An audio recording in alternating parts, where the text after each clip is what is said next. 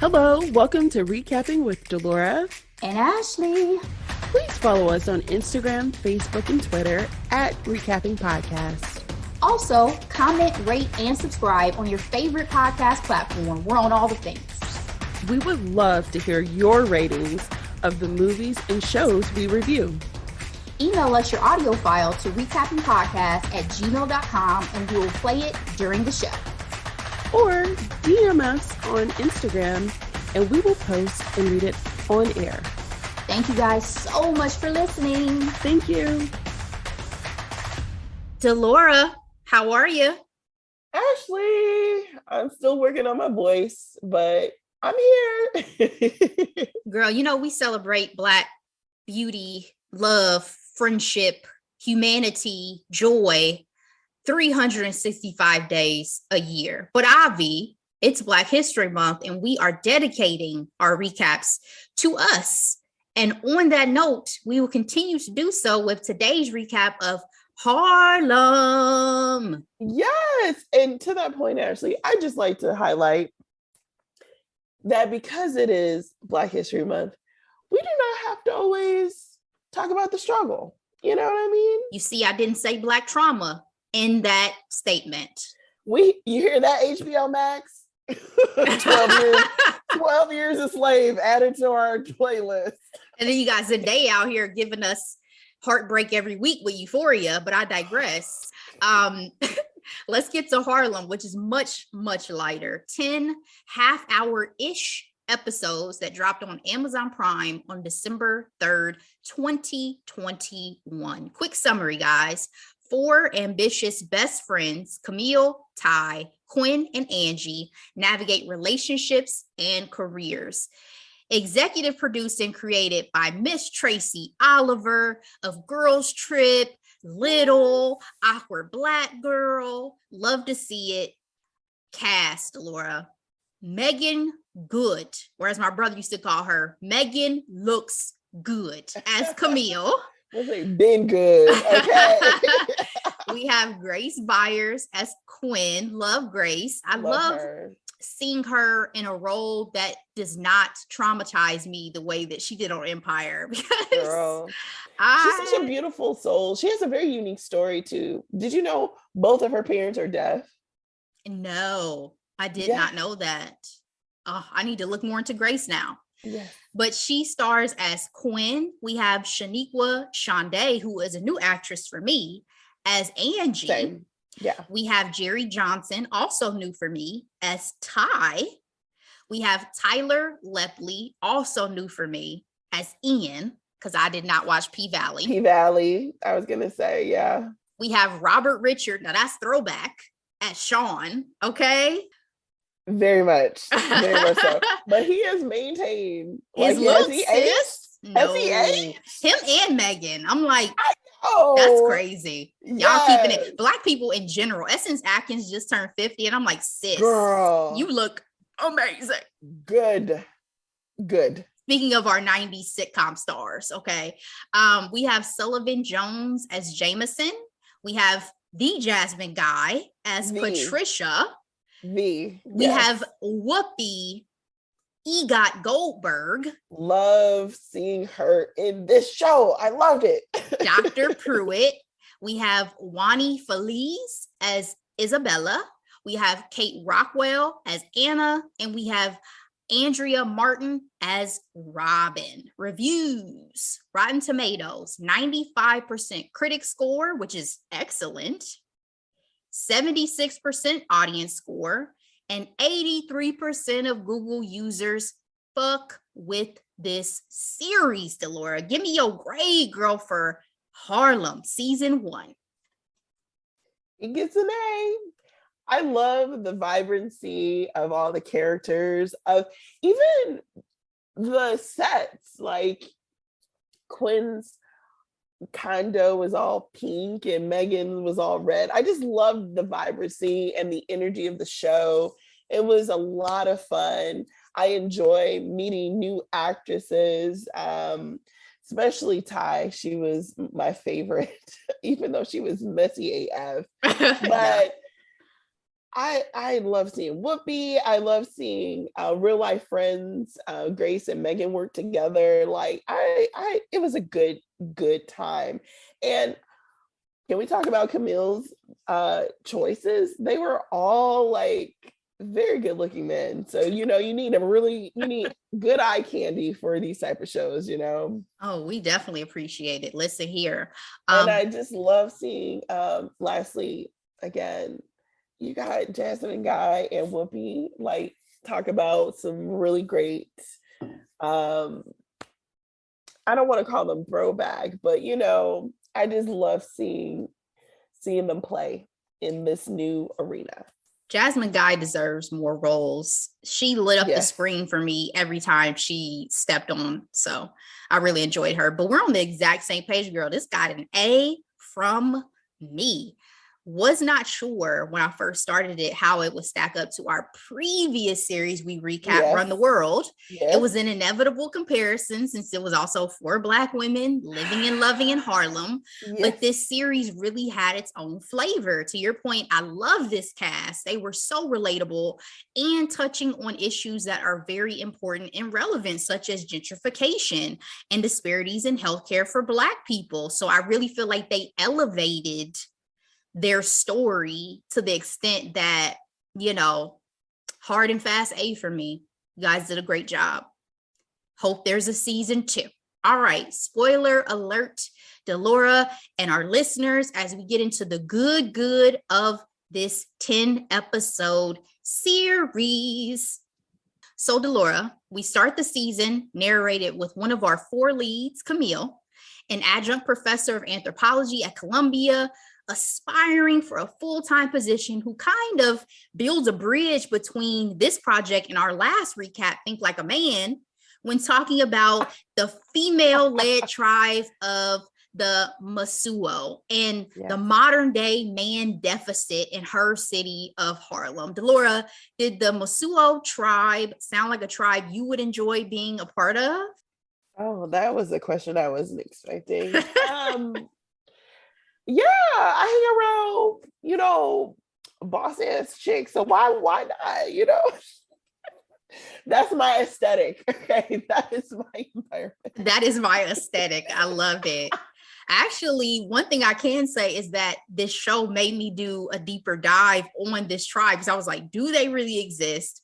What are the real origins? All this stuff. So while it sounded more ideal in the show, there are some downsides to it from some articles that I read, such as the idea I didn't do this. Okay. So that's what I'm just giving you this from this is what it's, we both go down Google rabbit holes when we watch a series. And this was like my Google rabbit hole for this series. They just, there's no case of them not procreating and having children. Like having children is just the thing. And so to not have children is like an absurd concept. So as forward, I guess, thinking one could say they are in terms of, having a women-led community and all these things, I felt like that was a little problematic for me personally in terms of like, would I want to live in this environment? If I choose not to have children, that's my choice. You know what I'm saying? So that's just me though. Still, from the show's perspective, there were some perks. Okay. Walking marriages sound all right to me. Okay. All right. So our other 3 leads, Delora, your favorite, Ty, created Q, a dating app for queer people of color, but she tends to date models and IG influencers herself. Angie, a singer, but living on Quinn's couch, which our 4th of our foursome. Quinn is a trust fund kid who's a clothing designer and boutique owner. What were your first impressions of our foursome?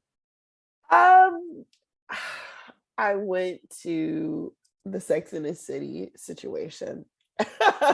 Like who's our Charlotte? The forever comparison. Yes, obviously Camille is giving me Carrie vibes. Ty, definitely Miranda.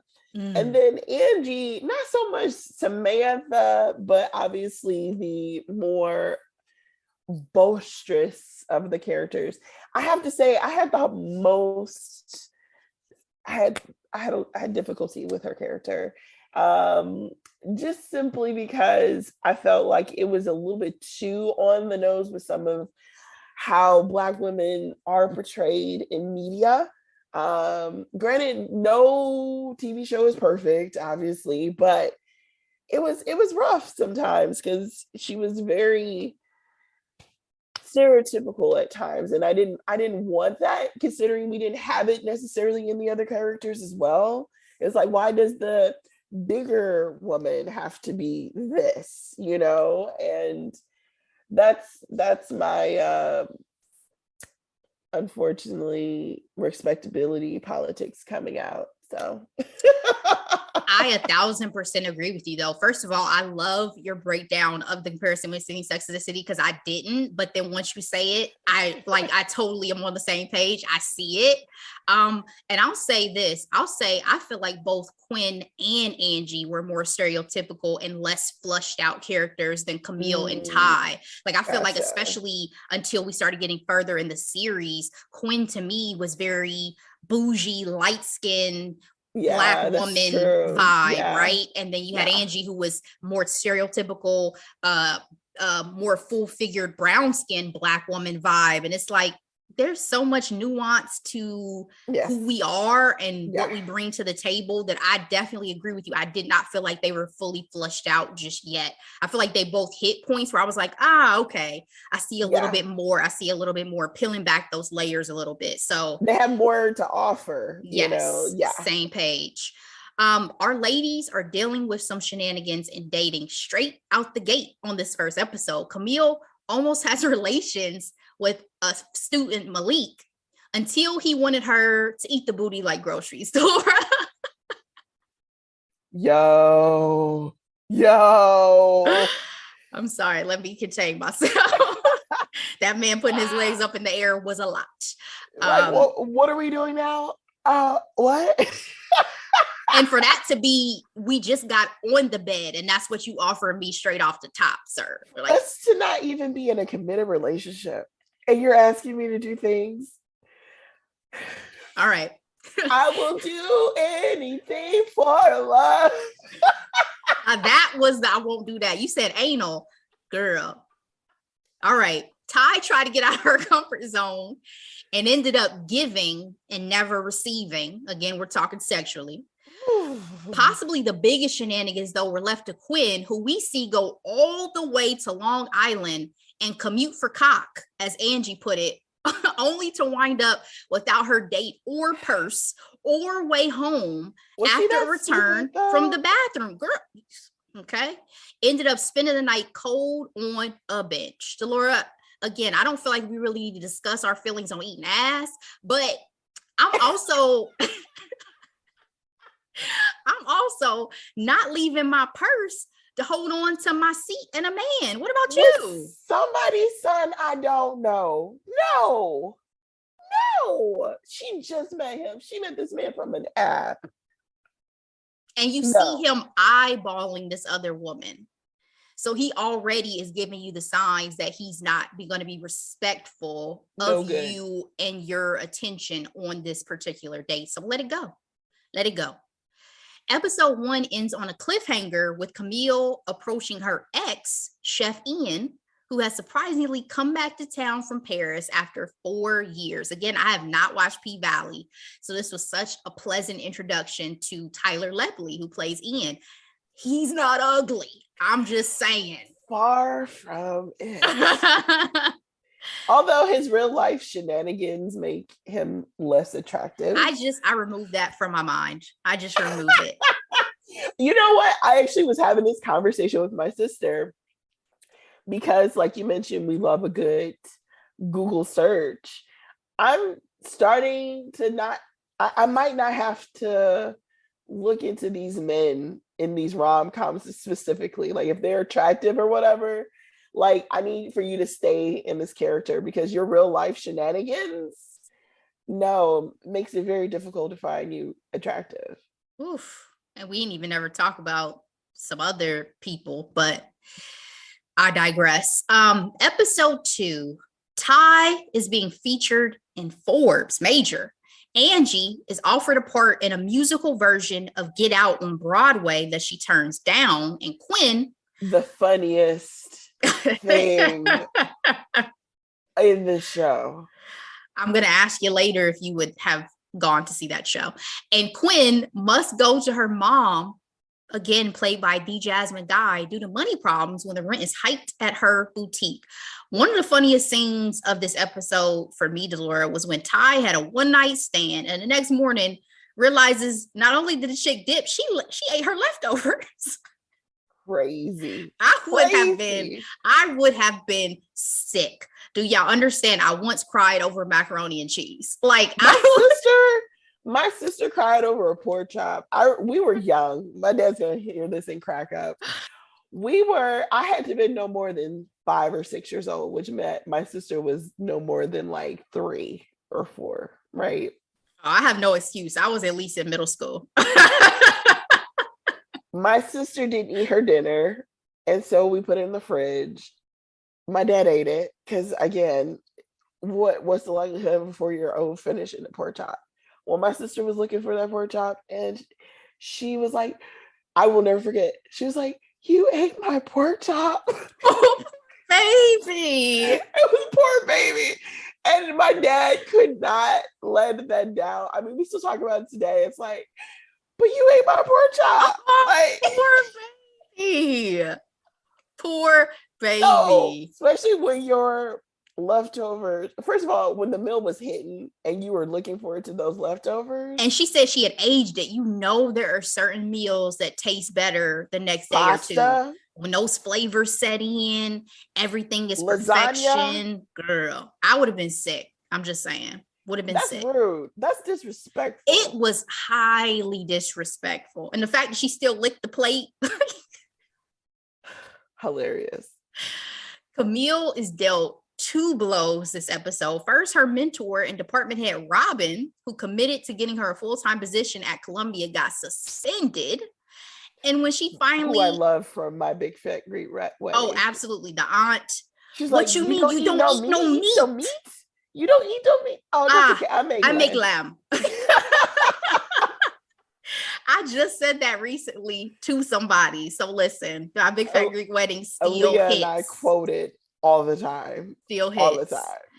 And when Camille finally has a face-to-face with Ian at a mutual friend's engagement party, who they actually set up, she shares a kiss with this man despite his date and finds out she's his whole fiance. Delora, he pissed me off. Do you think a Titanic-themed engagement party was wise? Absolutely not. Like, do they know how the movie ends? That's so, what, 22 years ago? Like, why are we... Well, some things are ageless. Yeah, it's a classic, but it's just like... But it's like you're dooming your marriage by having a Titanic-themed engagement party. Like, it spoke volumes for the episode for me. Like, that should have been foreshadowing. Yes, absolutely. But, you know, Ian was being real messy, because he ain't stopped Camille from kissing him. He knew he had a whole fiance. He ain't stopped the situation. And he was vibing with her so tough. Within 2 minutes, where you going? Why don't you stay? Like, that doesn't sound like a taken man. Nope, not at all. In episode 3, Camille meets the new department head, Dr. Pruitt, aka Whoopi, who does not seem very impressed despite Camille's fandom. She got invited to tea at her home, which did not improve things much, but Dr. Pruitt did show up to a Gentry-wide rally Camille spoke at, really only to impress her. But unfortunately, Ian is the chef at the restaurant they are protesting. Give me your thoughts. You know, at this point of the show, it was really hard for me to understand if Dr. Pruitt was genuinely being hard on Camille, you know, or if Camille just wasn't as good as she thought she was. Like, you know, that saying of, you know, you were feeling yourself, you were smelling yourself like, oh, I'm it.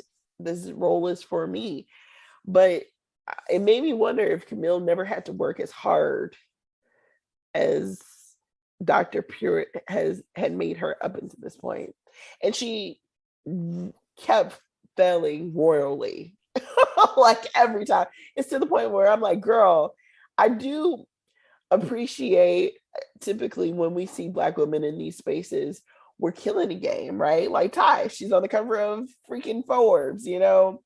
But to see Camille make all these missteps was a hard pill to swallow. So, you know, I'm like, oh, especially okay. Black woman on Black woman, right? Because I think once we see each other in rooms, we gravitate towards each other because we feel like, oh, if nobody else is going to support me, you're going to be the one to support me. Yes. So from that initial interaction, when she burst into her office, yes, Whoopi was on a phone call. You probably should have knocked and took a minute, but the energy was not good just straight off the bat. And that was disappointing for me because I was like, I'm Camille in that moment. Like, you're meeting someone that you idolize in the academic space, and her vibe towards you is just, and then she was like, oh, I've heard so much about you, but it doesn't seem like it's good things. Like, what have you heard? You know what I mean? So it was disappointing.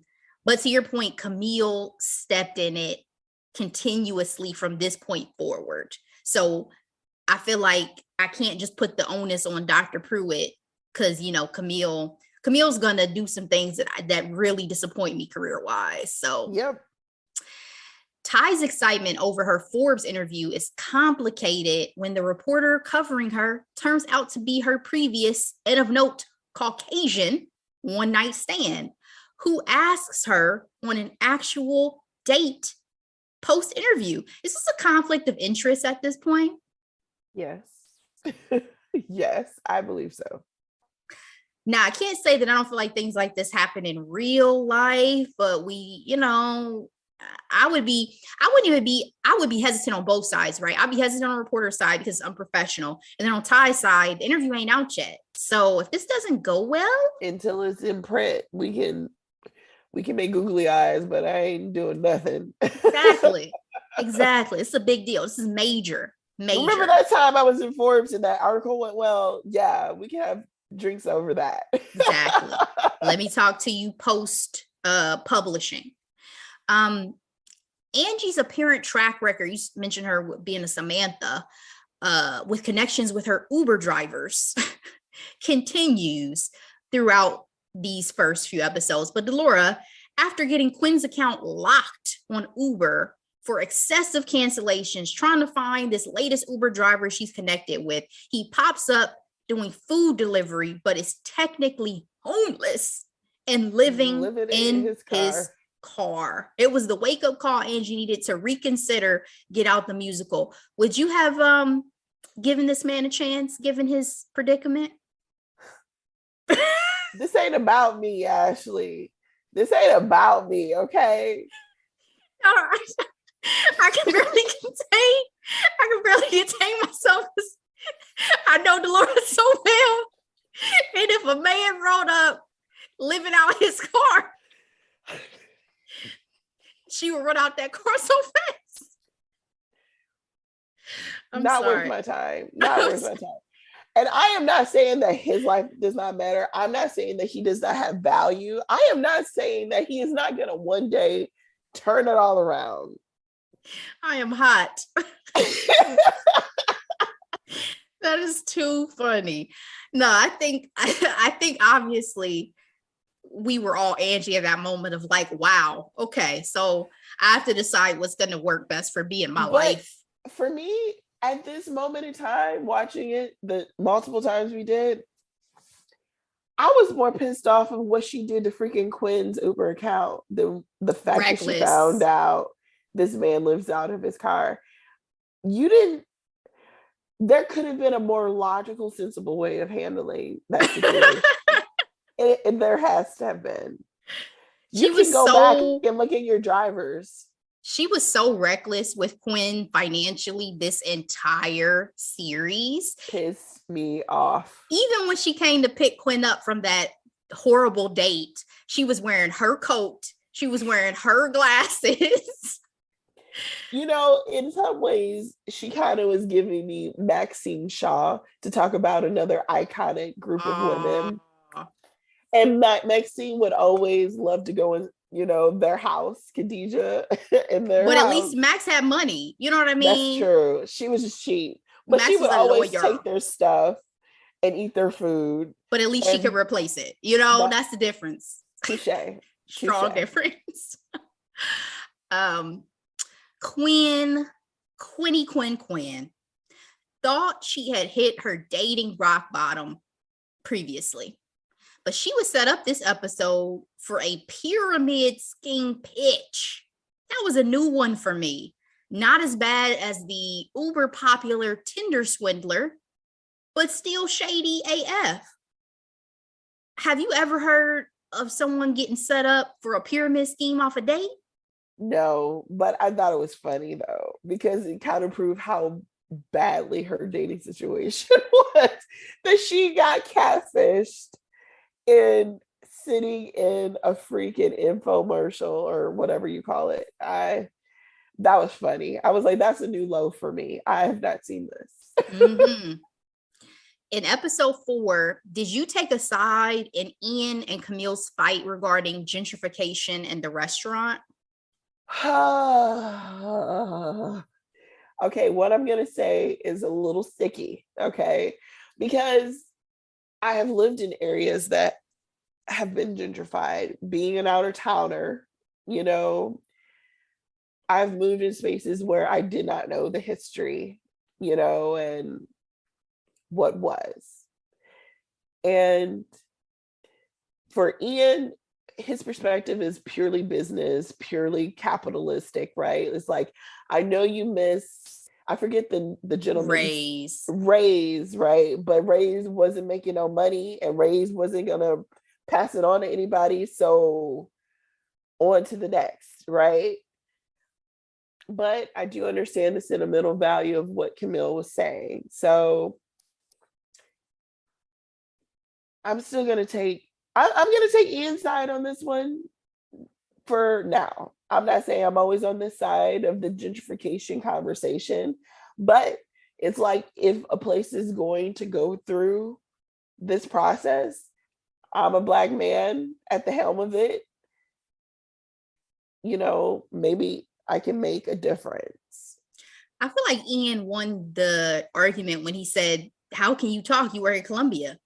It's not like you work at a HBCU. So who are you to talk? That was the point where I was like, you're right. So it's done. I did not like him trying to use this to say that this was about revenge for him being engaged and stuff like that. I feel like that was very much trying to gaslight her. And I didn't respect that. Yeah, that was low blow. And I'm like, you're the one bringing this up. So Exactly. But he did get me with the, if you about it, be about it. And Camille, you're making similar decisions. So you're really not the person, even if this is a valid point, you're not the person to make it. So there you go. The answer to the Titanic themed engagement party was answered when the wedding was called off because the groom to be Paul cheated with the caterer. See, it's the cheating right before the wedding for me. That's like, and with the caterer, usually it's with the stripper, i.e. Mario Lopez. Or a bridesmaid, Ty had... my real life. That's what happened to Mario Lopez in his first marriage. Oh. Yeah, okay. I didn't know if you... The Doritos girl. I definitely remember because she also did a guest spot on Felicity. Yep. Yes, I absolutely remember. Now I want Doritos. Oh my goodness, Ashley. Let me get my Target card out. Girl, I literally stood in Walgreens for a good 5 minutes today deciding if I wanted a bag of Doritos or Flamin' Hots. Like, so much so the guy at Walgreens was like, do you need help? I said no. Why didn't you just get both? And that's a good question because, again, I'm trying to make better decisions. And I feel like... You know what? Flamin' Hots be hitting so good. Girl, sometimes. The way my body goes, I would have definitely consumed both of them in one sitting and deeply regretted it when my body revolted. So Yeah, I made the decision. I just didn't get anything. I was like, you know what? I'm just gonna go leave this section of the store, and I'm just gonna get the stuff I came here for. So I'm talking a lot of sugar honey iced tea because the way my body's set up, as soon as I eat 5 chips, it shows up on my chin without fail. Without fail. Usually when I make the decision to go in, my aunt has come to visit. And it is what it is at that point, right? But I recently got into hot tamales again. So good. So good. We digress. Ty had a struggle with her hair for her Forbes photo shoot. She had to leave her usual barbershop after an uncomfortable exchange, which I know was hotly debated. We don't need to get into all that. And unfortunately, the salon she found did her dirty. Laura, I was shocked the first time I watched this at the lack of options in Harlem for a good haircut. But what'd you think of that wig she was about to wear? Oh, yeah, it was a strong no. And, I agree. I'm like, I find this to be very hard to believe that she was not able to find a viable backup for what she was looking for. In Harlem, people. Like, Yeah. I don't let just anybody touch my hair, but we have to go to the hairdresser. I feel like, and I'm not a man or someone who goes to a barbershop to get my hair cut, that it would be easier. But that's just me. That's why I want to shout out the Hair Kitchen, because the talent of Brittany. Okay. If I want my hair straight, she knows how to press it. If I want my hair natural, she got me. When I just buzzed and tapered the back of my head and dyed it, she knows how to do it. I'm like, you are a godsend, because people don't know how to do all these things well. That's how I feel about my hairdresser here. Ukali girl. Do y'all things out here as hairstylists and barbers. We appreciate y'all. Question: are you a regular at any restaurants like Camille is with Red Lobster? Girl, the only time I've been a regular where everybody knows my name, it was at a Waffle House during our master's program. So that Waffle House outside of Wright Pat on Colonel Glenn. The Black lady knew me, and she hooked me up with my all-star breakfast every time I stopped before our class, especially on Fridays. It was Fridays that I needed to have dinner or whatever. And then I stopped going. I didn't even tell her I wasn't going to come anymore, but that was the closest it got. How about you?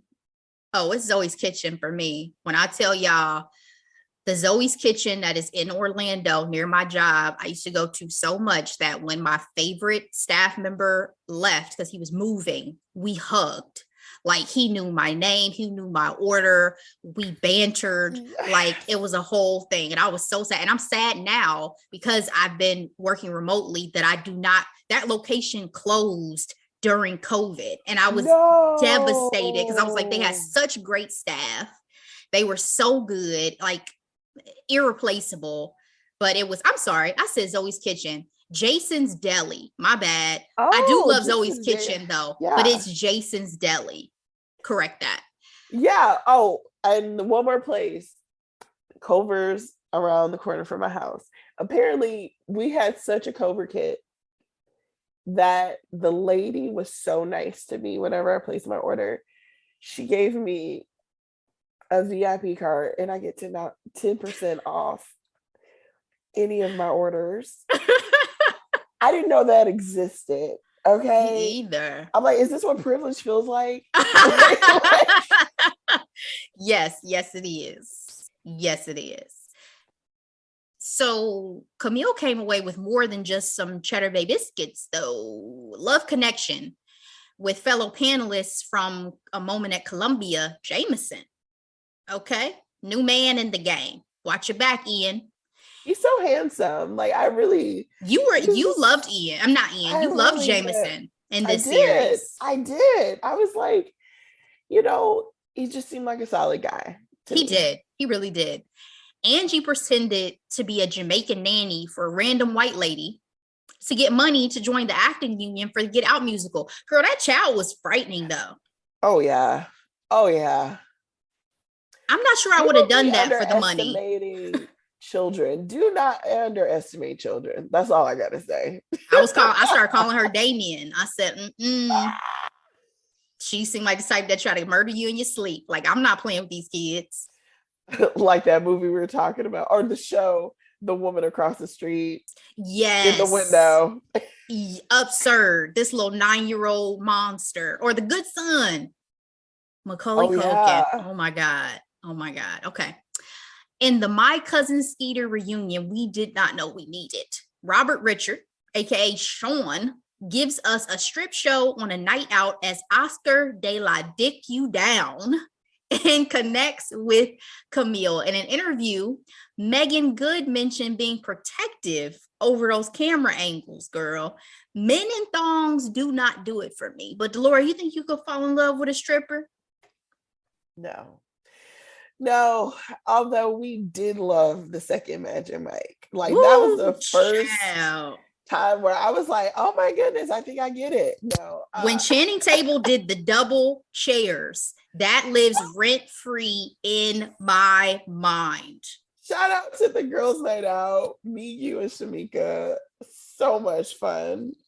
Now we kind of need to do it in Vegas now, right? So y'all just let me know when. Y'all just let me know when. That was an amazing film going experience. I'll just say that. It really was. But to your point, Ashley, I think I'm a quintessential woman. I need for you to say things to me. I need to read things. Like, I don't need anything twirling in my face. How about you? Do I think I could fall in love with a stripper? Sure. I like Sean. Like, I'm not going to lie to you. Sean, throughout this season, is definitely going to win me over. It's not about the stripping, right? I'm talking about the initial introduction. The initial thing, I would have been like Quentin, not taking that seriously, probably, because I'm like, he probably has, does this with women all the time, X, Y, and Z, right? That's why I couldn't trust it. Yeah, and that wasn't the vibe she was on anyway. She was doing this to try to escape from her mentality of trying to find love and a relationship. So, he just happened to be more than we were bargaining for. But I guess I said my first statement to say, I would not just take your occupation and say, no, I couldn't fall in love with you or date you, because clearly he was much more than a stripper. Well, see, I'm not the jealous type, but I wouldn't feel comfortable if, a lot of crazy stuff goes on in strip clubs that's true. We know it's supposed to be hands off. And that's why I'm like, I don't know if I can do it. I don't know. Listen, a porn star, now that would be a different conversation. But if they supposedly just looking and not touching, I think I can do it. Porn star, that's probably past my personal comfort zone. So episode 5, Delora, how'd you feel about Jameson, your boy Jameson? I was gonna say, luckily my husband has a degree in biology and chemistry. So I don't have to worry about any of that. There you go. How'd you feel about your TV bae, though, researching Camille prior to going out with her? This made me uncomfortable. It made me very uncomfortable. But to play Angel's advocate, what is the number one complaint we hear when it comes to today's dating world? Men do not try. There's no effort. It's apps and hitting and quitting and asking for random favors that only people in committed relationships should ask for. I'm just teasing. I'm going back to the student situation from earlier. I feel like, is it creepy? Yes. However, I feel like he was really showing genuine interest towards her, and he was trying. Now, I do think it was creepy that he was trying to bump into her. That made me uncomfortable. But again, playing Angel's advocate, I feel like he was trying to do effort. He was trying to give effort. I feel like it only got creepy because he got caught, because I feel like especially these days with access to people's social media and with Google, we definitely Google people. We definitely check their IG. We definitely do those things. But I agree with Camille that it was the additional layers of deception, of pretending like he was interested in these things and had no idea she was interested in those things, that probably took it a little bit too far for me. But I have to say also, this is the point where Camille really started to get on my nerves, because allowing personal things to throw her off with work bothered me, Delora. The fact that she was late to meet Dr. Pruitt after the debacle on the panel was so reckless. Agreed. She had no excuse for that. And then her undergraduate student, Nora, got a position above her. Like, and she apparently had BO. Like, she took so many L's. So many, and I agree. I was very uncomfortable and disappointed in her. I'm like, you're supposed to be Black girl magic, and not to say that we're not human. We're not human. You know, we are very much human, and there's beauty in our humanity. But I don't know too many Black women that's taking these type of L's and still employed. I don't. I think it's just like just this cascading issue that you already know Dr. Pruitt, kind of the odds are stacked against you with her liking you. She had finally showed a little bit of interest. She came to the rally. She invited you to be on the panel. You fucked that up with the whole Ian situation. She's giving you opportunity now to come in and talk to her about it. You left the strip show early. And then because of this now one night stand or whatever with Jameson, now you late. Like, it was the way in which everything happened. That's me. It was just so irresponsible. And that's what annoyed me. All you had to do was set your phone alarm, sis. And she is supposed to be an experienced worker. It'd be different if this was like college internship type of situation. It's like, no, you've been in the game. Like, what are you doing?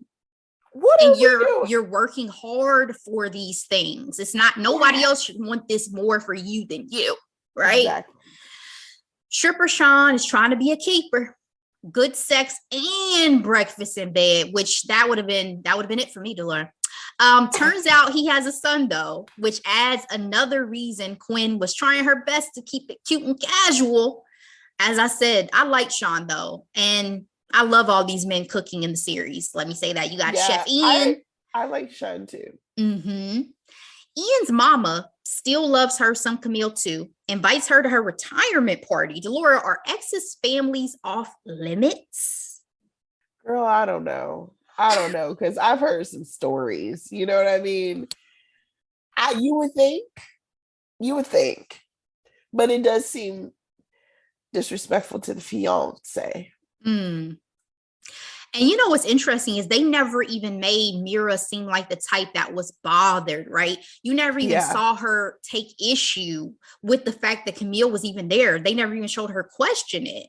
So my thought though was that Camille's definitely playing with fire. Like, her and Ian already had their kiss after seeing each other that first time. And they fall right back into that comfortable chemistry after 5 minutes together at this party. And to be fair, it's to me always Ian who makes the comfort, asking her to find the knife for him and be his sous chef and all this and that. Like, he knows exactly what he's doing. He knows exactly what he's doing. Quinn also attends the party, and Sean pops up to return a necklace from their night, and girl helps her secure the bag with a 5-figure $25K job to design Ian's fiance's dress. Yikes. Was it just business in this case for Quinn to take the job? Because I was a bit conflicted. Oof. I don't know. She needed to take that job though. She did. Her business was sinking, right? It was hard times out here for her. And this was what she needed to get over that hump, to get into the black and really become, viable as a business owner. Yes. So I was conflicted. For herself too, because she was going outside of her comfort zone as well. This is a wedding dress, And if Mira has the budget to spend $25K, she must also have a social circle that has the budget to be spending that That amount part. of money on clothes. So I was conflicted because yes, normal friend code, I would say this is a no-go. I would say this is wrong. But I feel like Camille needed to step back and think like this is an amazing opportunity though. And I'm already possibly gonna start fucking him again anyway. So, Goodness gracious. Well, she's the one that broke up with him in the first place. So indeed, that part, Delora, that part. Ty, getting back to Ty, was feeling a bit awkward and a bit judged this episode about her one night stand turned girlfriend, who is again a white woman, because she did create an app, a dating app for people of color to find love. Yep. She dumps her by the end of the episode and is called a coward. Delora, give me your thoughts. Whew, I don't know, man. This one was a tough one, right? I think the way she handled the situation though was rude and gross. Like, really? Like, Ty, where's your decorum, right? But I mean, she needed some private time to herself to hash all that out, not in front of that woman. I thought that was I thought that wasn't a good look. What about you? I think it's tough because as a Black person, you can definitely relate and understand the feelings that Ty is feeling dating, not just outside of your race, but dating a white person. There is a stigma attached to it. There is judgment that comes with that. And you have to decide how you want to address and handle that, not only within yourself, but also within your community. Yes. And I personally don't think you should make those decisions based off of other people's opinions, but no, you have to live the life that's comfortable for you. So I tried not to judge Ty harshly for that. I tried to have some understanding, but at the same time, if this woman makes you happy, Ty, then you're only harming yourself by allowing the thoughts and feelings of other people to keep you from this connection with this other person. Oh yeah, I've had several girlfriends tell me like, oh yeah, I dated a white boy in college or whatever, but it didn't work out because we wouldn't have been able to be in each other's circles. And that's a real thing. You know what I mean? Like, you all might have had what it took to go the distance, but if your community and your environment does not allow that, then you're going to have to go back to the drawing board. It can be very tough. I mean, it can be very tough, especially if your family is completely anti, and therefore it would significantly impact, if not completely strain, your relationships with your loved ones. And there are still those possibilities for some. Or like ties to the South and ownership. Like, that would be a no-go for me. I mean, yeah, if we're getting into the deep history, because they never really said that the character of Anna was problematic. You know what I mean? They never addressed that part, but that is valid because we don't know. You know, that may come up later. Hey, my family was slave owners. Well, in that case, ma'am, it was so nice meeting you. It was great while it lasted. Yeah. But I'm saying more from a social perspective, because that's really what we were dealing with when it came to Ty's hesitation, what people were going to think of her. And you also got to factor in, and this is a real thing, Ty is successful and powerful, and there is a narrative that goes around that says, especially for Black men, right? If you make it, quote unquote, you don't seem to have time or the bandwidth to be with a Black woman, right? I would have once quoted Kanye here, but I won't.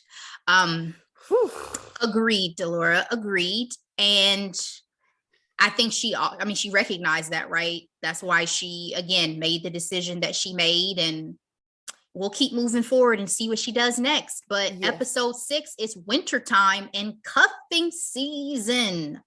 This is funny. Angie goes on a quest to find a full-size lover but she was late in the game on locking a man down and ends up coupling up with a fellow, surprisingly, actor from the musical. This was Yes. Angie's first real relationship of the series. Yeah.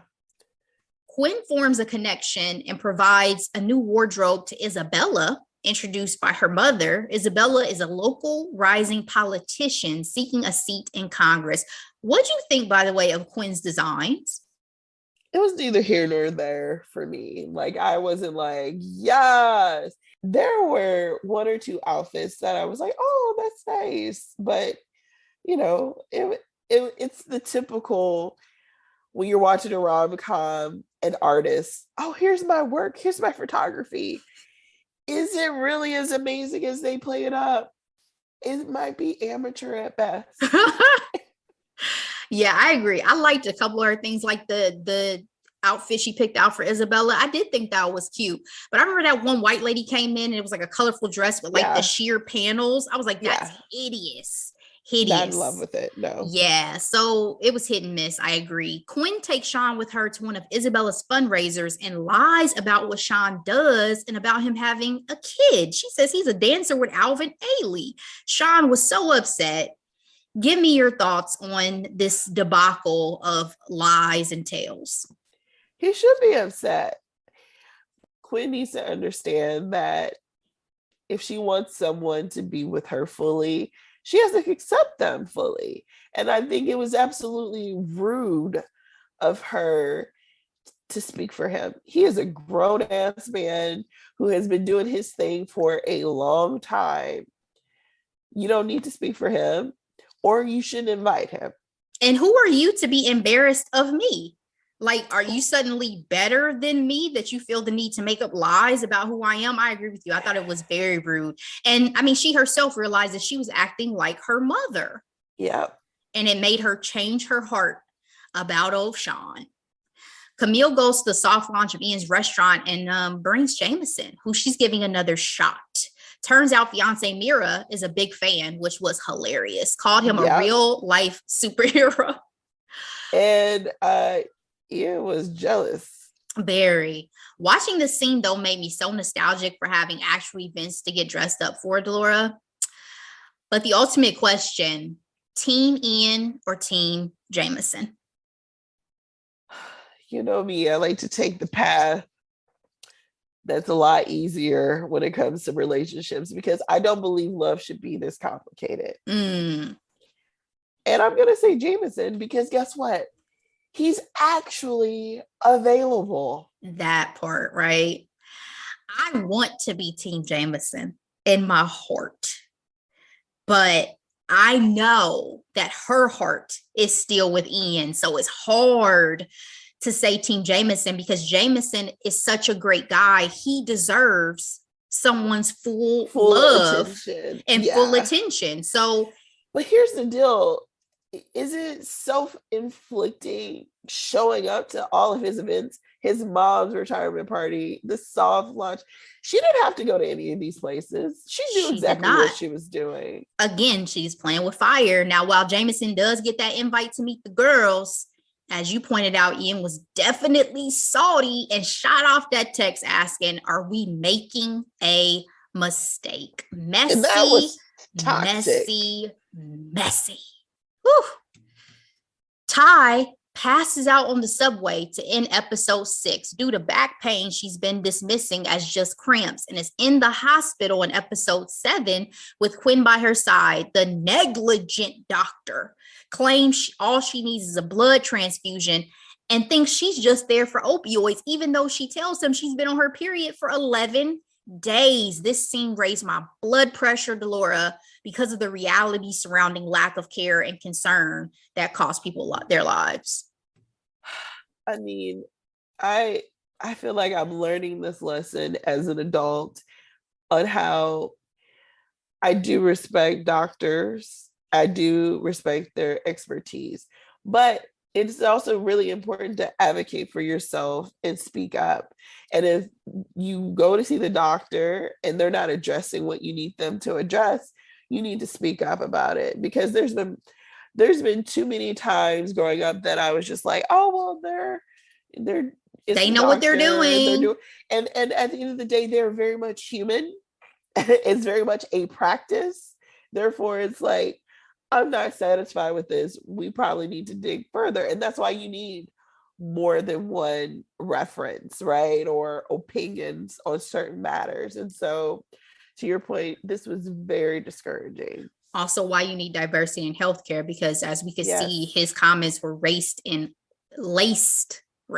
laced in racism, in Yes. his thought that she was there to try to get drugs, right? Very upsetting. I have a friend whose partner died tragically at a very young age because Oh of my. not being taken seriously when it came to pain in a hospital, Oh just my. given a prescription and sent home. Yeah. So it's very real, very big reality, and a very big concern that needs to be addressed in society. What do you think of the musical director asking Angie to apologize to the white lead of the Get Out musical, who she apparently offended by asking if she was racist, as she was calling everything ghetto? I felt like he was taking the easy route, the easy way out. It is ingrained in our society to apologize and move on.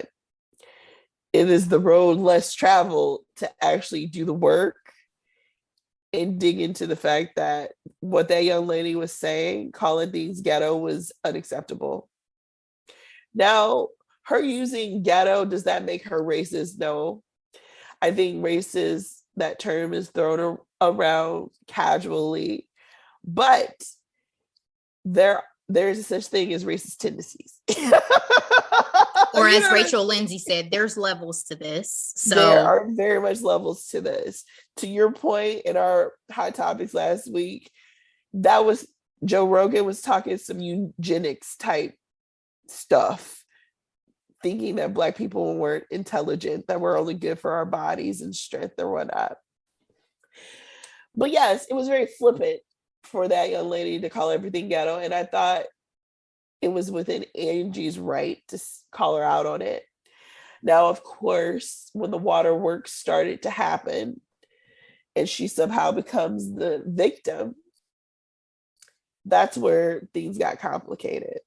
And I don't think the director wanted to do that work. I think you said it perfectly.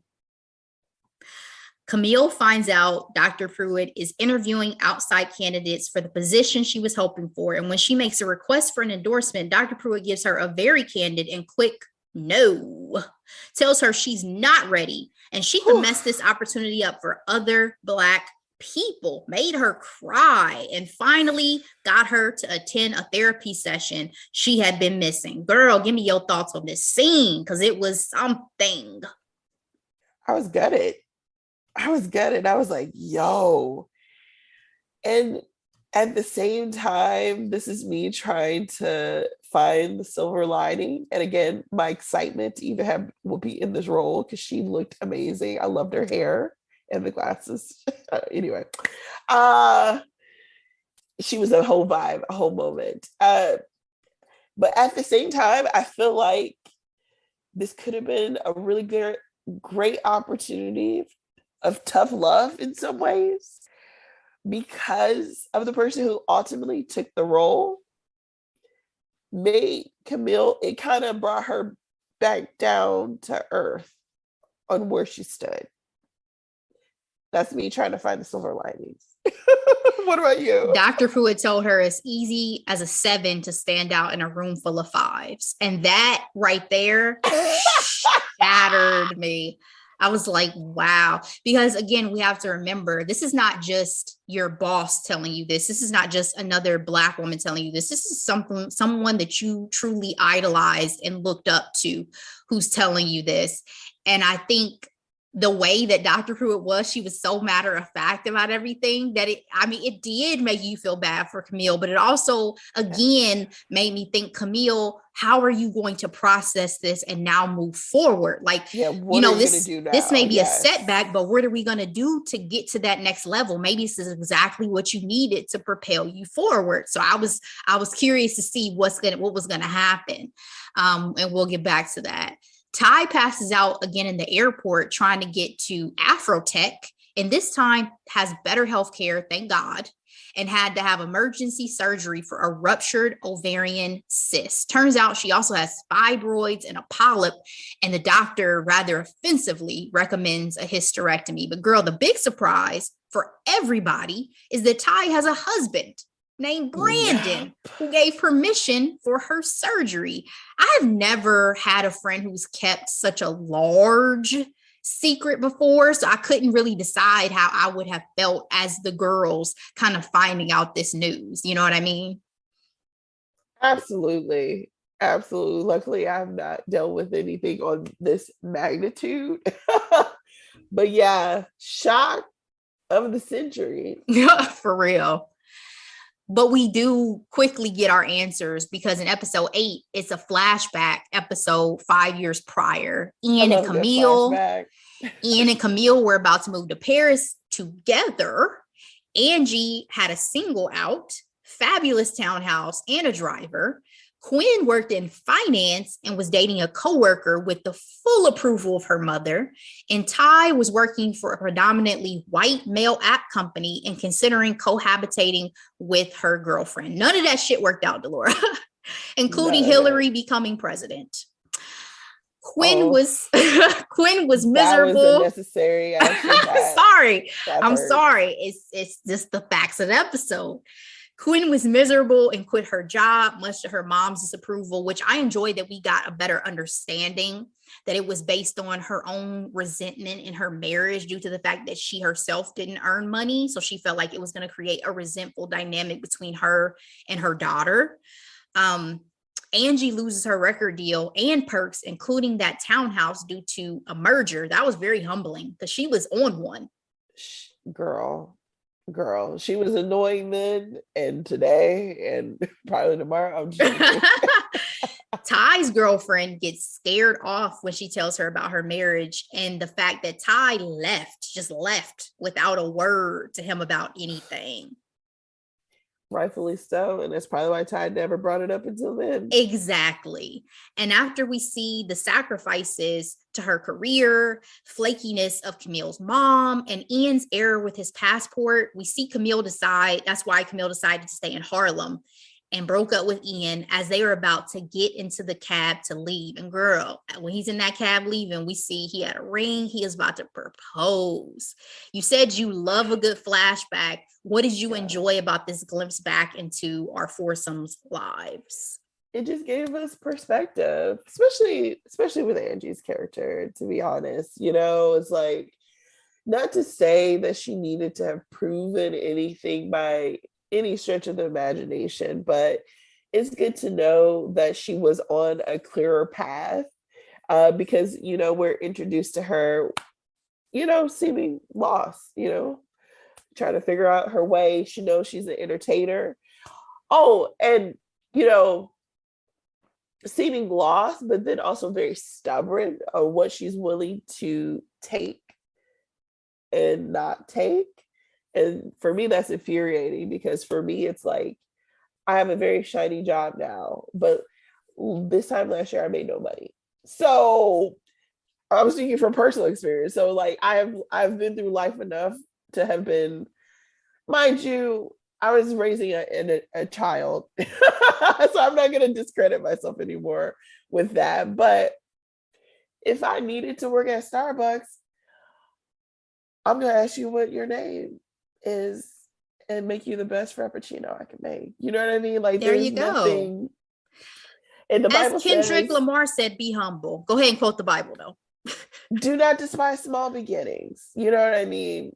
Like, But it's not even just that. Once you reach a point of success, you also need to keep your humility. Like, we see that you're at this level of what you're seeing as success, and you're treating the people around you in such a way that seeing you fall from that wasn't sad, because you clearly were not in the right headspace or having the right mentality, or, you know, being the showing the level of generosity for what you've been given, because that's a great point. Everything can always be stripped away from you. You will never reach a level in this life that cannot be stripped away from you. So just remember that, sis. All right.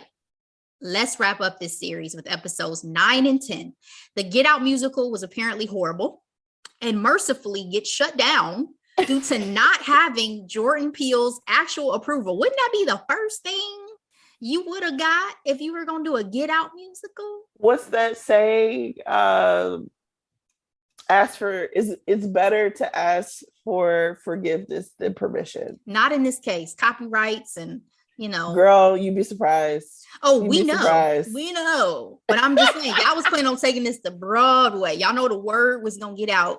Literally, you hear that? You know the word was going to get out. You see what I did there? Yeah. But all right.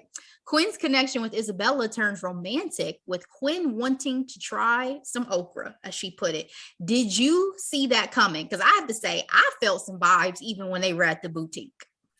1000%. I picked that up. I was like, Quinn is about to try something new. Mm-hmm. Talk about adding some layers. Yes. Can we talk about how Isabella got some game? Like, Isabella was coming very strong, and she was like that from day one. My deal was Mama didn't pick up on any of this, like, because it was obvious even in the interaction with her mama in the room. I mean, Isabella is a beautiful, successful, on the climb woman, and she saw something she liked, so she said, let me go ahead and shoot this shot. All she can do is say no. And, you know, I'm curious to see what's going to happen with this, you know, I'm personally, because it gave me real AOC vibes, by the way. And they referenced AOC. She was trying to come for that spot of the youngest member of Congress. But I'm curious to see where this goes personally, because, again, this is completely out of Quinn's comfort zone. But also, she has Sean. So how is Sean this is still in the picture? Yeah. How is this going to resolve? Right. So Ty's attempts to finalize her divorce from Brandon was a bit rough, especially when talking finances, but he ultimately was a good guy who was not after her money. Delora, this was sad to me, because she was not the nicest to him. Like, you already abruptly left this man without any word. Then she was talking to him so reckless at the crib. Like, it was upsetting. And shame made her lash out in that way. That's a good way to put it. Cause I was just like, girl, I would not have put up with none of your shit. Like, he's done nothing to deserve the way that you're treating and talking to him. Dr. Pruitt, to your point earlier, hired a very qualified, possibly overqualified Black man to fill that associate professor role at Columbia. Girl, he had just been the chair of anthropology at Sarah Lawrence, another prestigious university. Camille felt like she just wasn't good enough, and on a drunk night out quits. Jameson invites her to head to the University of Chicago with him. How would you have handled this career setback and this offer? I would not have knocked on my boss's door drunk and quit. I would have done that. And what is up with all these men asking her to move? Said one of the ladies, I think it was Angie. I don't know. I'm really big on having your own. I really am. I have always been that way. So moving for a man is a tough call for me. Unless you're clear on what you want to do, I would probably not recommend it. The only way I feel like this was different than Ian is at least this was still about career and not just about a man. With Ian, she was going to move to Paris. She didn't have anything set up there for her to continue her career. At least with the University of Chicago, you now are unemployed. So you do need to figure out At least she hadn't quit yet, but she was about to be unemployed. Let's say that. So you do need to figure out what you want to do next. Do you want to go to another university? I mean, why not come out here and just go ahead and find you a good HBCU, sis, to go work for? And it's like their relationship is way too new to just be moving and just staying with a man. That is very true. Not saying I would have came and stayed with you, but I might have tested the waters if I had any interest in the University of Chicago. That's what I'm saying. Like, to me, it wasn't just about a man in that case. And you do need to figure out career-wise what you want to do next. Columbia, I get it. That was your, golden ticket. You wanted that. But let's be realistic. Dr. Pruitt did not give you that opportunity. So what are we going to do next, Camille? Or she didn't earn that opportunity, because there you go. Dr. Pruitt said, having a social media following is only one facet that's needed. Yeah, the fact she said you do the minimum amount of research. Again, her conversation with Dr. Pruitt, as devastating as it was to me, was such a great opportunity to learn, to absorb, and to see what she could do to get better. She took it as, I'm not good enough. That doesn't mean you're never going to be good enough. Clearly, you can do more. She's giving you things that you could do to advance the level that you're currently at. So let's work on that, Camille. Let's work on it. Camille and Ian got kidnapped and robbed, hopping in the wrong Uber after an outing to buy art for his restaurant. Again, you keep talking about them circling each other. This is another opportunity that did not have to happen. Thankfully, they made it out of this situation, but while they both lying to their partners, by the end of the season, they have professed their love and are making out on the steps of his wedding venue. Mira catches them, watches them. She does. Of course she does. What are you hoping to see if this show is renewed for a season 2? And give me your final thoughts.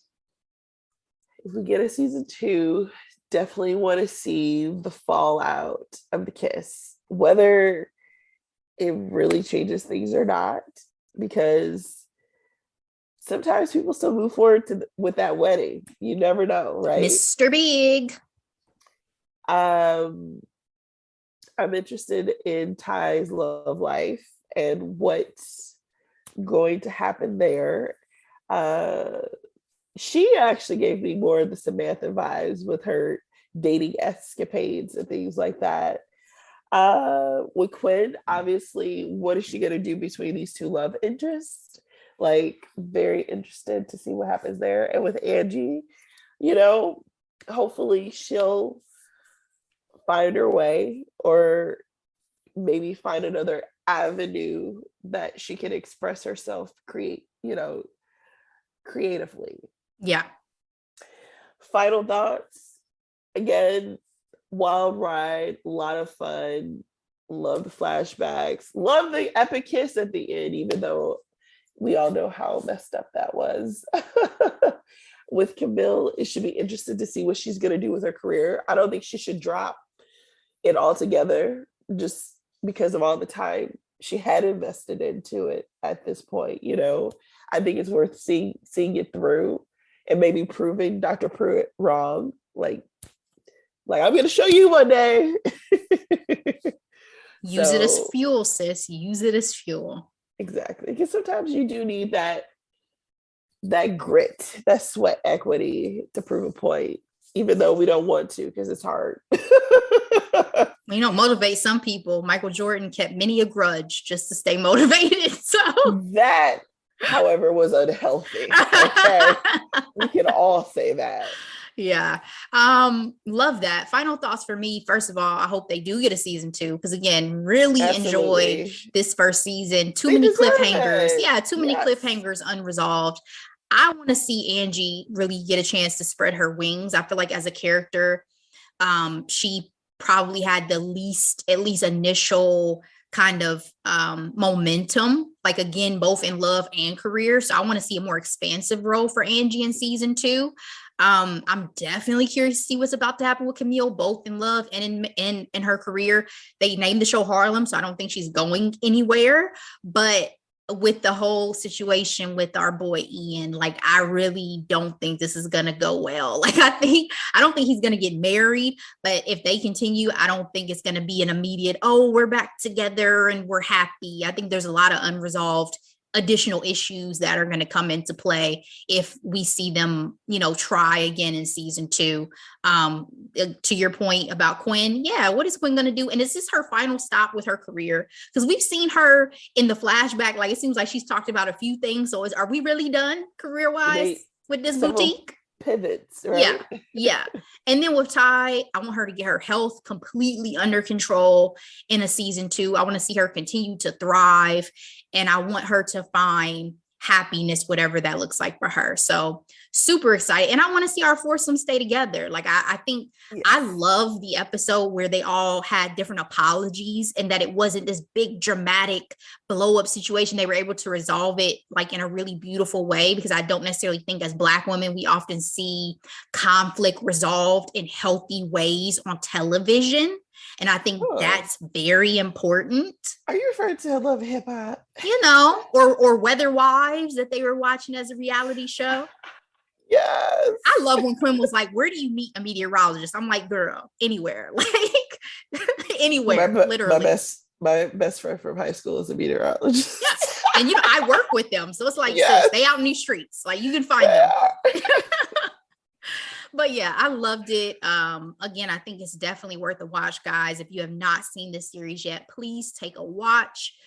Love all of our 4 ladies. Love Whoopi. Love Jasmine Dye. Love our new actors who've come in for Ian and Jameson. And I hope we get to see this cast in our next season. Laura, that is it for the recap today, though, girl. It's time for, as usual, hidden gems. Give me yours for this week. So I have 2 this week. The first is on Disney Plus. Our boy Will Smith. I feel like after his 50th birthday, he has been on some crazy adventures, and some of them are captured on his new show called Welcome to Earth, hosted by Will Smith. Each episode explores different things.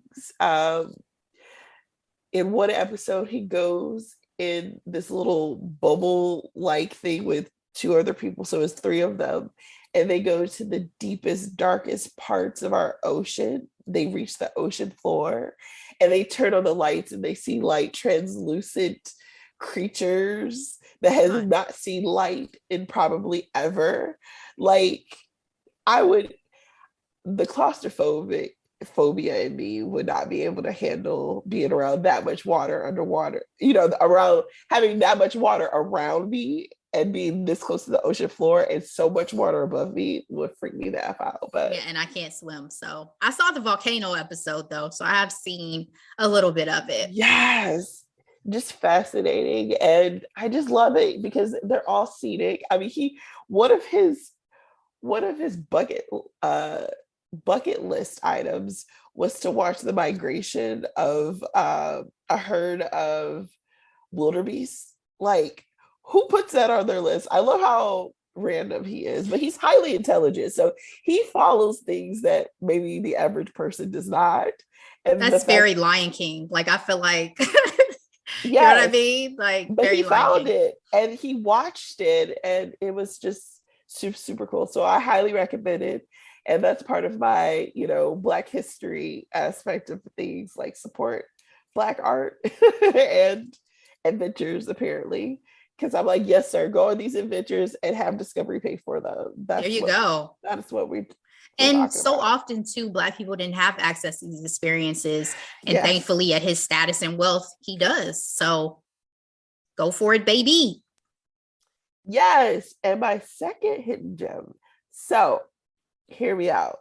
So I have Apple, which means I have Apple Music, and I really enjoy Afro beats. Like, for example, we love The Gift by Beyonce, which was from Lion King, again, speaking about Disney.